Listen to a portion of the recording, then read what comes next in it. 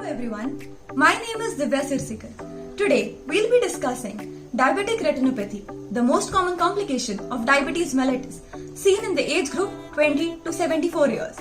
So let's begin with. So let's get started with diabetic retinopathy. We'll be studying the risk factors, pathogenesis, mechanism, classification, management and treatment of diabetic retinopathy.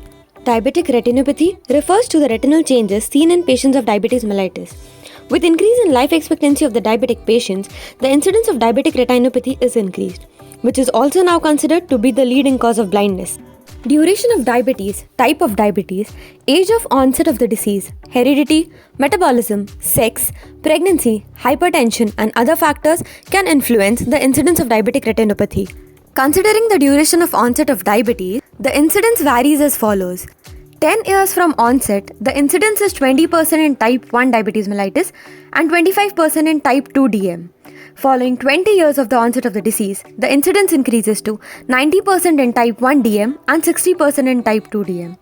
Following 30 years, the incidence reaches the alarming trend of 95% in both type 1 diabetes mellitus and type 2 diabetes mellitus. Relative risk of diabetic retinopathy is greater in type 1 diabetes mellitus. Whereas, when compared, proliferative diabetic retinopathy is more commonly found in patients suffering from type 1 DM, whereas macular edema is found more commonly in patients suffering from type 2 diabetes mellitus. Age of onset of diabetes mellitus is not considered as a risk factor until puberty. After puberty, the duration of disease acts as a potential risk factor for the development of diabetic retinopathy.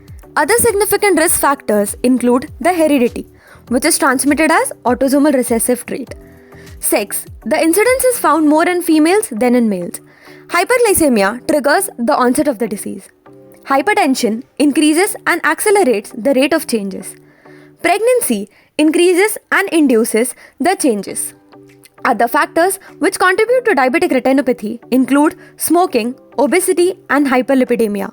Understanding the pathogenesis of the disease, hyperglycemia, which is uncontrolled in diabetes mellitus, is the starting point for development of diabetic retinopathy. Hyperglycemia is responsible for producing microangiopathy, which is later responsible for the causation of the disease. Microangiopathy resulting from hyperglycemia occurs via two mechanisms. First one being the cellular damage and the second one being the hematological changes. Accumulation of sorbitol and advanced glycation end products and activation of protein kinase, eicosanoids, nitric oxide and intracellular adhesion molecules are responsible for cellular damage and damage of endothelial cells, loss of pericytes and thickening of the basement membrane. Hematological changes that come into play are increased platelet adhesiveness, increased blood viscosity, RBC deformation, increased fibrinolysis, altered level of serum lipids, and leukostasis due to increased expression of adhesion molecules. Following the mechanism discussed, microangiopathy now induces breakdown of blood retinal barrier, which is responsible for edema and hemorrhage, weakened capillary fall that results in microaneurysm, and microvascular occlusions, which produces the characteristics cotton wool spots due to infarct of nerve fiber layer. The chain is later continued by proangiogenic and deletion of anti-angiogenic factors, which are responsible for the change of neovascularization. Now let's discuss the various types of diabetic retinopathy.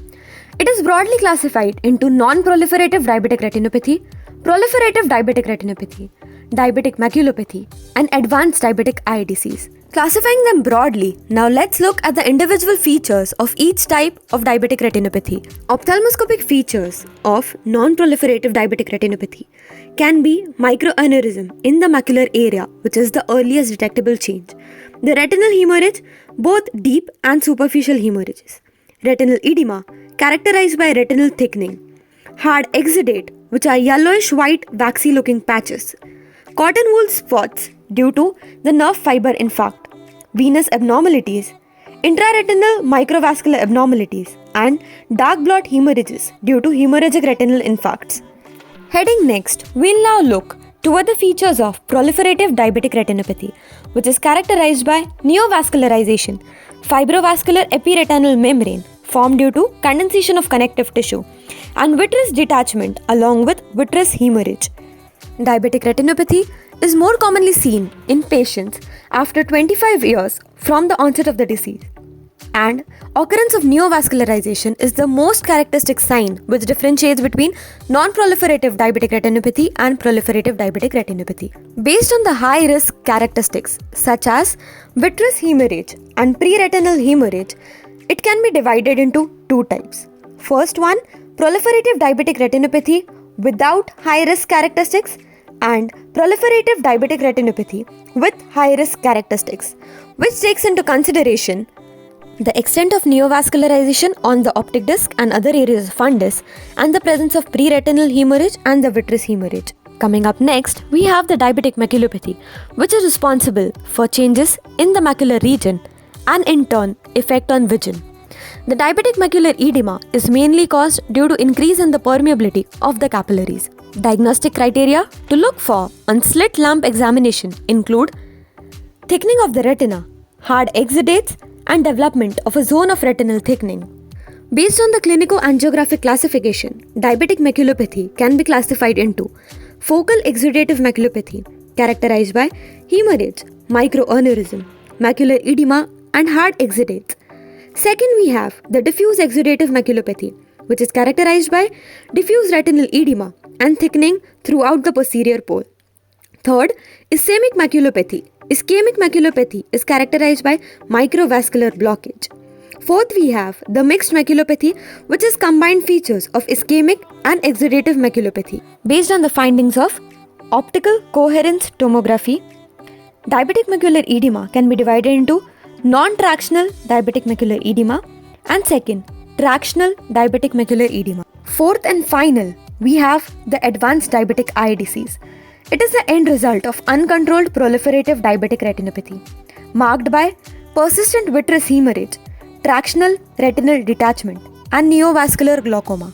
Quickly summarizing the types of diabetic retinopathy, we have the non-proliferative diabetic retinopathy, proliferative diabetic retinopathy, diabetic maculopathy, and advanced diabetic eye disease.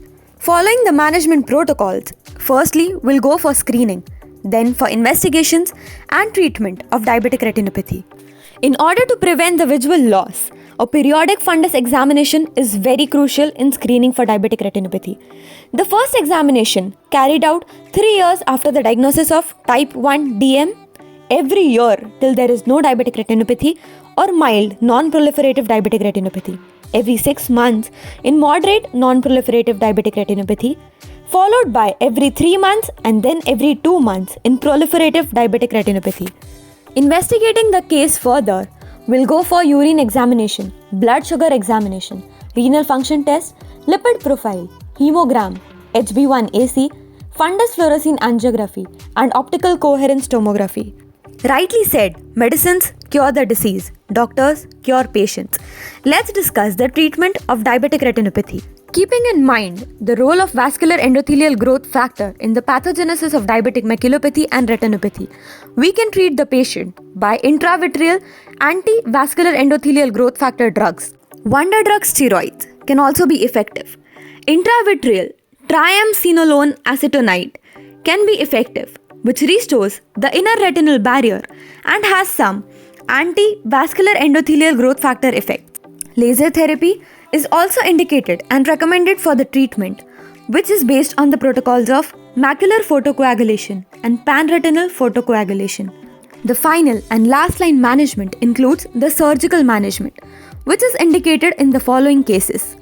After the assessment of patient and clinical diagnosis of tractional diabetic macular edema with non-proliferative diabetic retinopathy, we can go for surgical management with pars plana vitrectomy with removal of posterior hyaloid.